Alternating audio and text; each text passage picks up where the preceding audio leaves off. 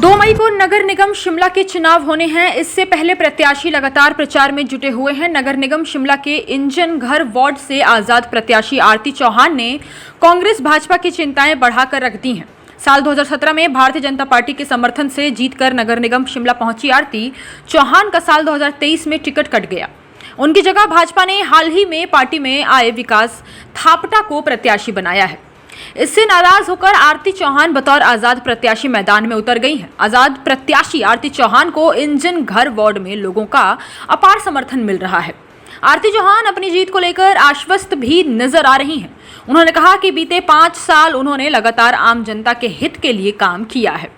Engine घर ward में बड़े प्रोजेक्ट लाकर विकास के काम को आगे बढ़ाया है। बावजूद इसके पार्टी ने उन्हें टिकट नहीं दी। उन्होंने कहा कि उन्हें पार्टी की ओर से टिकट न दिए जाने का मलाल है, लेकिन वह पूरे दमखम के साथ नगर निगम शिमला के चुनाव लड़ रही हैं। आरती चौहान ने दावा किया है कि वह नगर निगम शिमला का चुनाव जीतेंगी और इंजन घर वार्ड की जनता की आवाज को सदन तक पहुंचाएंगी।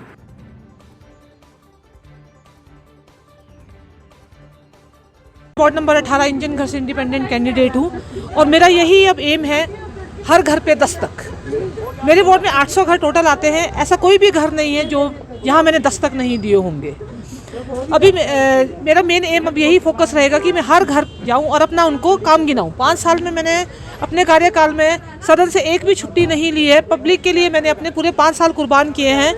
हमारी भी फैमिली रही है, उसके बावजूद भी मैं एक ऐसी पार्षद रही हूँ सदन में जिसने बढ़ चढ़ के काम किया है। और 5 साल में एक कार्यकाल इतना बड़ा रहता है, 5 साल का, मैंने एक भी छुट्टी नहीं ली है। मैंने अपने हाउस में 100% अटेंडेंस मार्क की है और मैंने बढ़ चढ़ के और खुल के 5 साल काम किया है लोगों के लिए। मैं अपने ही सदन में अपनी ही सरकार के खिलाफ 4 बार मैं स्ट्राइक पे बैठी हूँ, धरने पे बैठी हूँ और अपने ही सरकार में अपने ही मेयर से मैंने 3 बार इस्तीफा मांगा है। तो ये सब कुछ मैंने अपनी पब्लिक के लिए किया है। आज मैं अपनी पब्लिक से पास यही जाके बोल रही हूँ कि आप लोगों के लिए मैंने कोई कमी नहीं रखी है। मैंने काम किया है तो आप भी मेरे लिए अब कोई कमी ना रखें। अपने घर से निकले 2 मई को 2 को और आप आइए और वोट कास्ट कीजिए।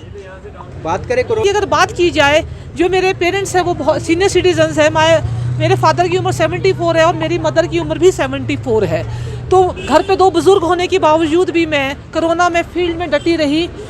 मैंने ये नहीं देखा कि अगर मुझे इन्फेक्शन होता है तो उसका डायरेक्ट इफेक्ट मेरे बुजुर्ग पेरेंट्स पे पड़ता है। मैंने अपने पब्लिक को देखा कि उन तक घर तक खाना पहुंचाना है, कुछ बीमार थे उन तक मेडिसिन पहुंचानी है। फिर हमारा घर घर जाके लोगों से मिलना था, जिनको कोरोना था उनको बहुत फैसिलिटीज़ प्रोवाइड करने का था, उनकी वैक्सीनेशन को लेकर था। लेकिन मैं फिर भी फील्ड में डटी रही सुबह से शाम और मैंने अपने घर वालों तक की परवाह नहीं की। लोग समझते हैं कि समझ रहे हैं कि मैंने कितना ज़्यादा काम किया है।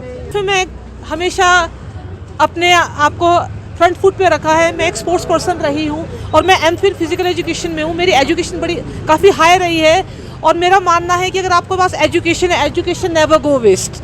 मैंने पढ़ाई लिखाई की है और मैं एक पढ़ी लिखी पार्षद रही हूँ 5 साल। मुझे पता है कि अगर मैं चुनाव लड़ रही हूँ तो मेरे साथ वोटर्स है। अगर आपके साथ वोटर है, वोटर मेरे साथ इसलिए है मैंने काम किया है। और मेरी जो टिकट काटी गई है, जो इन्होंने टिकट दी है विकास थापटा जी को, इन्होंने एक ऐसे कैंडिडेट को टिकट दी है जो इस वार्ड के है ही नहीं। वो यहाँ से लगते वार्ड इन स्मिट्री के रहने वाले हैं और उनकी वाइफ भी लास्ट टाइम वहाँ से चुनाव हारी है। तो इन्होंने बीजेपी को कोई ऐसा चेहरा नहीं मिल पाया अपने वार्ड से। अगर उन्होंने टिकट मुझे नहीं देना था, अगर इंटरनल कटिंग रही है या मैं सरकार के खिलाफ पब्लिक के लिए बैठी हूँ, तो उन्हें कोई और देखना चाहिए था वार्ड में कि मैं पूरे बीजेपी में इंजन घर से कोई ऐसा कैंडिडेट ही नहीं था जिस पे आप ट्रस्ट शो कर सके और उसे आप टिकट देते, मुझे ना देते। आपको एक कैंडिडेट इंपोर्ट करना पड़ा रातों रात सिमिट्री से और आपने उसे टिकट दिया है। 5 बड़े कार्य इम्पोर्टेंट जो एस्पेक्ट है आजकल की लाइफ ट्रेंड देखा जाए, सबसे इम्पोर्टेंट है हेल्थ फैसिलिटीज़।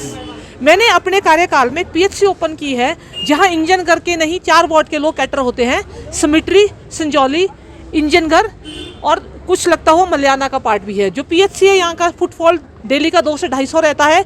यहाँ मैंने डिस्पेंसरी 50 साल बाद रेनोवेट की है। 50 से 55 लाख का रेनोवेशन का काम किया गया है और मैंने फैसिलिटी यहाँ सबसे इम्पोर्टेंट हेल्थ को देखते हुए छोटे इन्फेंट्स को दी है, जो बच्चे पैदा होते हैं उनको एक वैक्सीनेशन लगता है 3 महीने बाद, 6 महीने बाद, 2 साल बाद। अब वो महिलाओं को दूर नहीं जाना पड़ता, उनकी वैक्सीनेशन MHC में ही होती है। PHC के साथ मैंने सब सेक्शन ओपन की गया है जिसको कहते हैं MHC।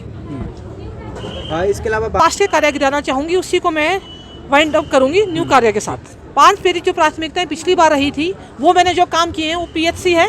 और आपको पता है आजकल का यूथ ड्रग्स की तरफ जा रहा है, वो देखते हुए मैंने यहाँ पे 4 करोड़ की लागत से SPM ग्राउंड का टेंडर करवाया है, जिसमें 30% कार्य हो चुका है।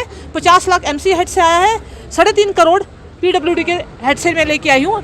टफ था मेरे लिए ये लाना, क्योंकि किसी और डिपार्टमेंट से पैसा लाने के लिए टाइम काफ़ी ज़्यादा लगता है, डॉक्यूमेंटेशंस काफ़ी ज़्यादा रहते हैं। तो देखिए, बैकग्राउंड में भी मैं एक काउंसलर के साथ साथ बिल्डर भी रही हूँ, तो मुझे पता है प्रोसेस कैसे की जाती है फाइलें। और मैं आपके माध्यम से यही कहना चाहूँगी, जो आजकल का लीडर है उसके लिए एजुकेशन बहुत ज़्यादा इंपॉर्टेंट है। अगर आपके पास एजुकेशन है तो आप फील्ड में ज़्यादा ईजी काम कर सकते हैं। मुझे पता था, मैंने सब कुछ रीड किया था कि कैसे प्रोसेस करना है। तो मैंने अपने जो कार्यकाल में देखिए PHC, SPM ग्राउंड, मैंने दक्षिण विहार, शांति विहार, नेगी हाउस में 3 पार्किंग दी है। अपने कार्यकाल में मैंने इंजन घर में 3 पार्किंगें दी है। जो मेरा चौथा काम यहाँ पे रहा है 24/7 वाटर सप्लाई, 24 घंटे 7 दिन पानी देने का प्रोजेक्ट मैंने इंजन घर में लाया है।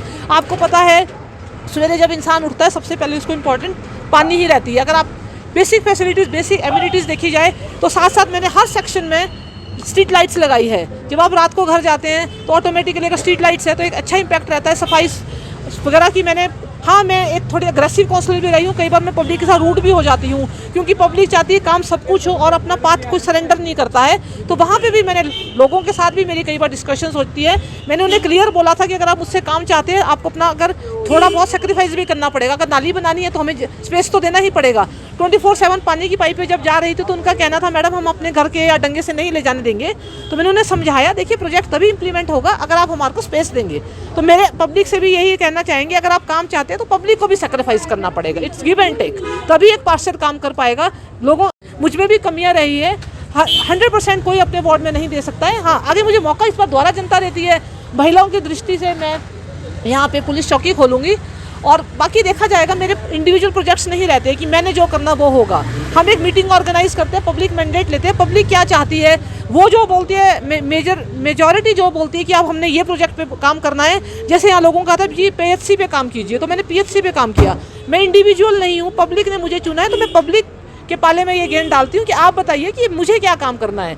फिर एक पब्लिक मैंडेट आता है कि हमारे को ये करना है, उसी प्रोजेक्ट में मैं काम करती हूँ।